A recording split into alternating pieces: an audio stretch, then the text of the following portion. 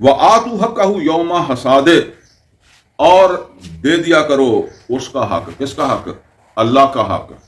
جس دن اس کو کاٹو، یعنی مطلب یہ ہے کہ اگر فصل ہے تو اس کو کاٹو گے، پھل ہے تو ان کو توڑو گے، تو وہ جو ہے وہ توڑو. تو اللہ کا حق کیا ہے؟ عشر.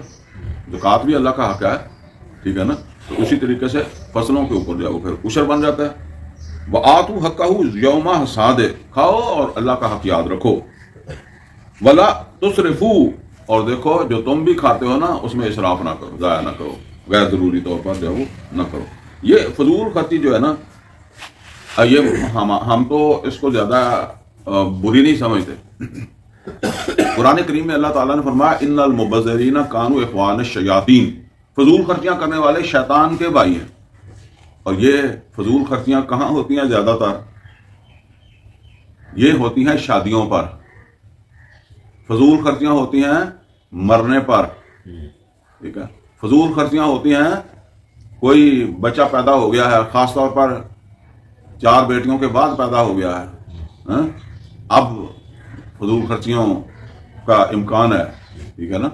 ایک چیز جو ہے وہ پہلی دفعہ مل جائے تو وہاں تو پھر بھی کوئی اتنا نہیں ہوتا نا. رک کر ایک چیز ملے تو اس کی پھر زیادہ جو ہے وہ اہمیت ہو جاتی ہے. اگر تو اس کا واقعہ اللہ کے ساتھ تعلق ہے تو پھر اور بات ہے، نہیں تو جدھر اس کا تعلق ہے اس طرف جو ہے وہ چلنا شروع ہو جائے گا نا.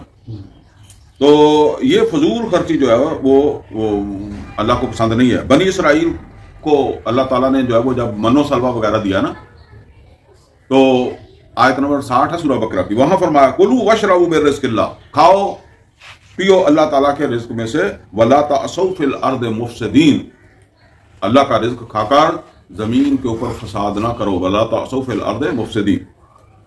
تو فرمایا انہ لا یحب المسرفین، وہ اسراف کرنے والے، فضول خرچی کرنے والے، ضائع کرنے والے جو ہے وہ ضرورت نہیں ہے بس وہاں بھی جو لگانا، تو ان کو وہ محبت نہیں کرتا. جب اللہ محبت نہیں کرتا تو ظاہر بات ہے کہ ایمان والے کی جو صفت ہے وہ کیا ہے کہ والذین آمنوا اشد حبا للہ، تو ان کے دل میں تو اللہ تعالیٰ کی محبت بڑی شدت کے ساتھ ہوتی ہے.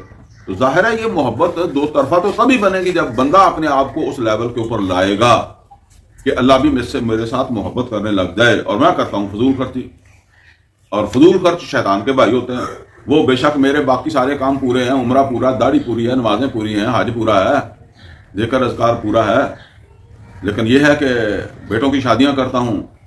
تو اس وقت محمد رسول اللہ صلی اللہ علیہ وسلم کی سنت یاد نہیں رہتی، نہ بریلوی کو، نہ دیوبندی کو، نہ اہل حدیث کو.